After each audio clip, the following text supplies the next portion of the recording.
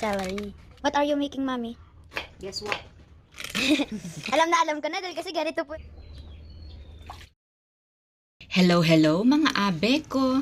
This is Tina Likes and Happiness. Another day, another mini vlog. Uy! Ang tagal nang walang mini vlog. Puyat ang abe nyo, nagsisimbang gabi. For today's video nga pala, gagawa ako ng lumpiang Pinoy. Take note, wala tayo sa China, kaya hindi ito lumpiang Shanghai. Nasa Pinas tayo, abe ko, ha? Kaya lumpiang Pinoy. What are you making, Mommy? Guess. Guess what? Guess in the comments down below. Kaya ikaw, abe ko, na nanonood saan ka man naroroon at gumagawa ng lumpia, bahala ka anong itawag mo. Uy, abe ko. Ayan po, guys. I-blend po ni Mommy ko po, parang gagawin niya pong mince po, diba? Ayan po, guys. So, may carrots po, onions po, garlic po, chopped potatoes po.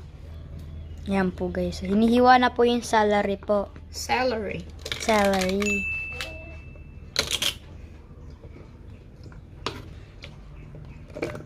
Naggagawa ka ata aming Shanghai. alam ko na dahil kasi ganito po yung ano po ng Shanghai eh. Bango na eh, Mami. Bango po, guys. Yan po, guys. So, i-blend po. Etong lumpiang Pinoy, isa sa mga favorite na mga boys ko na ulam. Kasi ba naman hindi na sila maghihimay-himay katulad ng hipon? Isasawsaw na lang sa ketchup at isusubo na nila. Uy, abe ko, kasi pagda. Etong food processor nga pala na binili ko noon, ay abe ko, pinapadali niya ang trabaho ko sa paggawa ng lumpiang Pinoy. Dati nag-uubos ako ng oras sa paghiwa-hiwa pa lang ng pansahog. Ngayon, ang dali-dali na.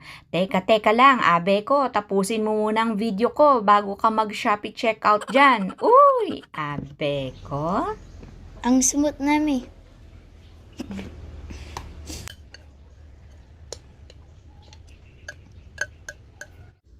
Tignan nyo mga abe ko, konting pindot-pindot lang at nahiwa-hiwa na ang pansahog natin sa lumpiang Pinoy. Eto, at agad na akong nakapag-umpisang magbalot ng lumpiang Pinoy. At habang nagbabalot ako, syempre abe ko, sinabayan ko ng panunood ng TV. Thank you for watching. Like, follow, and share. God bless.